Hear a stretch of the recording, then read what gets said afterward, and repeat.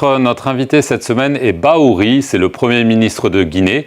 Il est avec nous en duplex depuis la capitale Conakry. Monsieur le Premier ministre, merci beaucoup d'être sur nos antennes. Merci pour votre invitation. Alors, Monsieur le Premier ministre, nous sommes à quelques jours d'un référendum crucial sur une nouvelle constitution. Ceci 4 ans après le putsch qui a renversé le président Alpha Condé et qui a amené le colonel, depuis devenu général, Mamadi Doumbouya, au pouvoir. Alors il y a plus de 6 millions de Guinéens qui sont appelés à se prononcer. Vous êtes très optimiste, j'imagine, à la fois sur la participation et sur le résultat final. Mais la majorité de l'opposition appelle au boycott. Quelle est votre réaction à cette position de l'opposition ? Merci pour votre question. Je crois que, vous savez, la notion d'opposition, elle est toute relative. Il y a des oppositions qui ont existé par le passé, mais dans le contexte actuel, je pense qu'il faut que les uns et les autres acceptent de se redéfinir pour se plier au verdict des urnes, pour savoir est-ce que réellement il y a une opposition digne de ce nom dans le contexte de profonde refondation de la République de Guinée. C'est la raison pour laquelle, lorsqu'on lance un référendum pour redéfinir les bases de l'État guinéen et que des personnes dignes d'intérêt et qui ont agi et parlé à un moment donné au nom du peuple et de la République de Guinée lancent des appels pour dire qu'ils sont contre, c'est à se poser la question où se trouve la responsabilité, où se trouve le sens de l'État. Pour vous, ce sont des irresponsables parce qu'ils appellent au boycott, ils appellent à la mobilisation, mais ils n'appellent pas à la violence tout de même. Bon, c'est leur droit. Vous savez que dans le contexte actuel, il y a toujours, disons, des positions qui sont en déphasage avec la volonté majoritaire.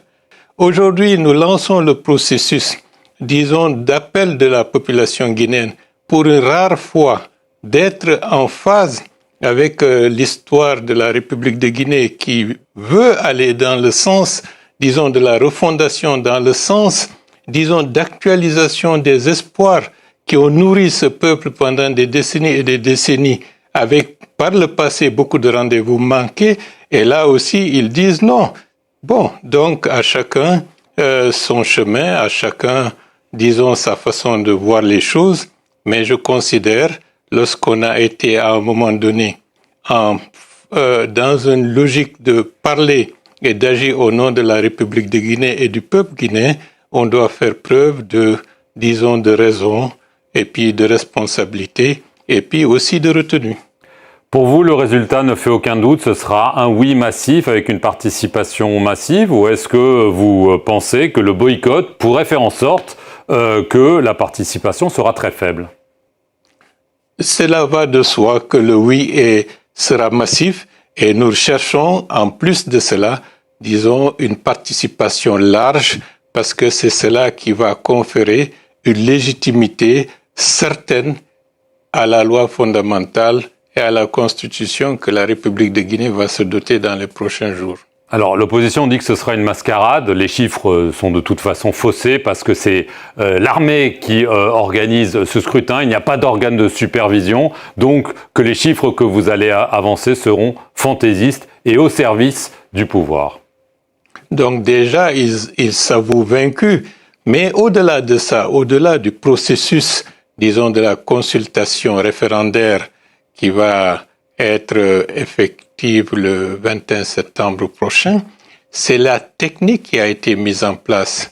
Nous avons procédé avec, disons, un enrôlement systématique d'une fraction non négligeable de la population en âge de voter, avec, disons, la possibilité d'avoir tous les éléments en ce qui concerne l'identification des personnes.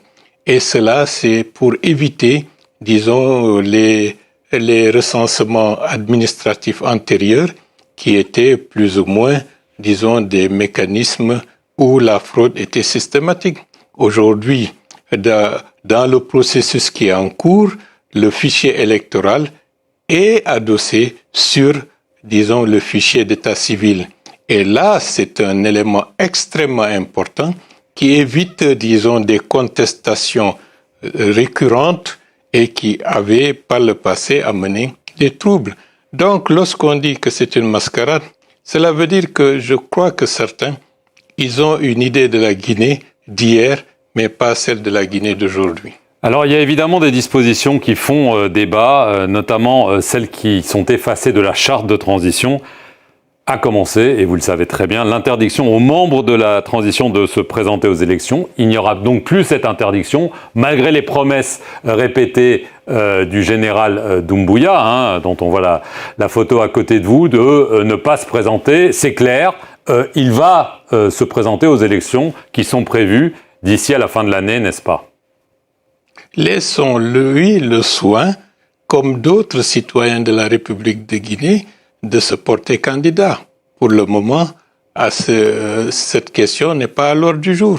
La question qui est à l'ordre du jour, oui ou non, voulons-nous une constitution qui rassemble le peuple de Guinée, qui répond à des aspirations profondes, qui promeut l'égalité, la cohésion, qui renforce, l'intégration de toutes les communautés dans, le creuset de la République. Donc, ça aurait mérité, à mon avis, de la part de ceux qui ont assumé des responsabilités, une plus grande attention, une plus grande humilité pour se rendre compte que la Guinée est en train de faire un pas qualitatif vers la consolidation des fondamentaux de l'État et de la société démocratique.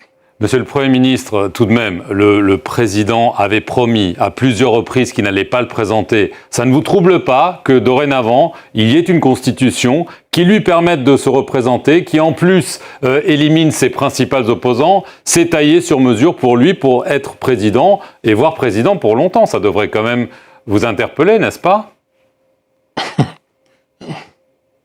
Non. Bon, vous savez, nous avons connu des histoires troublées, tragiques, du fait candidat ou non candidat.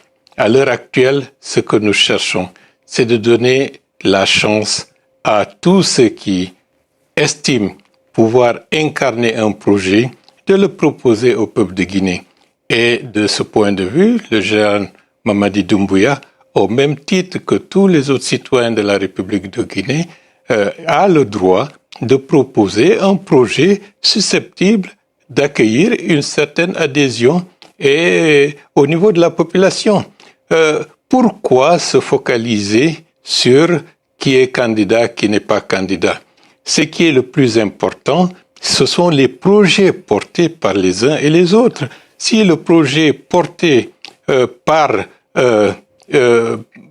une personnalité illustre de la République guinéenne recueille l'adhésion de la population, pourquoi priver le peuple de Guinée de se prononcer dessus, au lieu de vouloir éliminer les uns et les autres?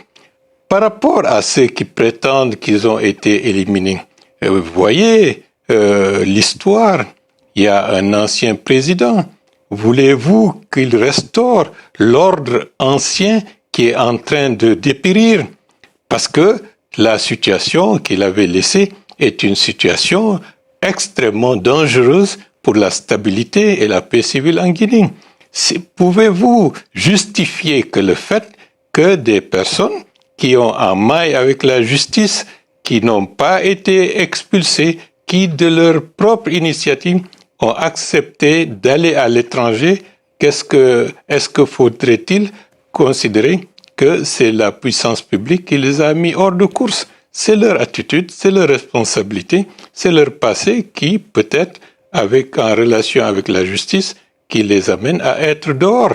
Maintenant, ce qui est le plus important, ce ne sont pas les individualités, ce sont les projets portés par les uns et les autres, et ce qui est le plus essentiel, il faut avoir une offre politique susceptible d'être écoutée, d'être entendue et de répondre aux aspirations des Guinéens. Si tel est le cas, il va de soi qu'ils peuvent, peu ou prou, avoir une certaine audience. Si tel n'est pas le cas, cela veut dire qu'ils sont devenus des has-been. Dernière question très rapidement parce qu'on n'a plus de temps. Vous parlez beaucoup de justice, cela fait plus d'un an que les militants Fonike Mengue, Mamadou Biloba ont disparu, enlevés par des hommes en uniforme. Il y a eu aussi le journaliste Habib Marwan Kamara, le haut fonctionnaire Saadou Ndimaga. Il y a beaucoup de gens qui ont disparu et vous dites ne pas savoir où ils sont. Beaucoup disent que cela traduit un climat de terreur et de répression dans votre pays. Votre réponse, Monsieur le Premier ministre? Bon, vous savez que la construction démocratique, ce n'est pas un processus tout à fait tranquille. La Guinée a vécu pendant très longtemps dans une logique de violence politique. Et ceux qui, aujourd'hui, se posent comme les garants du respect des règles démocratiques ont, de ce point de vue, un bilan. Je ne reviendrai pas là-dessus.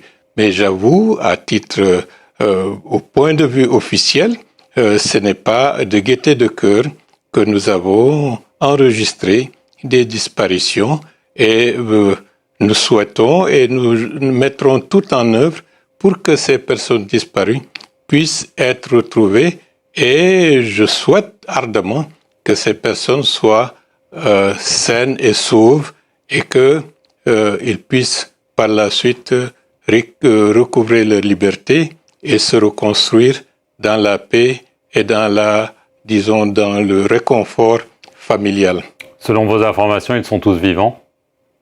Je souhaite ardemment que toutes ces personnes qui ne sont pas aujourd'hui, qui ont disparu, soient en vie. C'est extrêmement important pour l'image de la République, pour l'image aussi de ce que nous entendons faire, parce que le projet constitutionnel indique la sacralité de la vie humaine. Mais je répète et je le redis, le processus démocratique est un long processus. Monsieur le Premier ministre, merci beaucoup d'avoir répondu aux questions de France 24 depuis Conakry en Guinée. Et merci à vous d'avoir regardé cette émission sur nos antennes.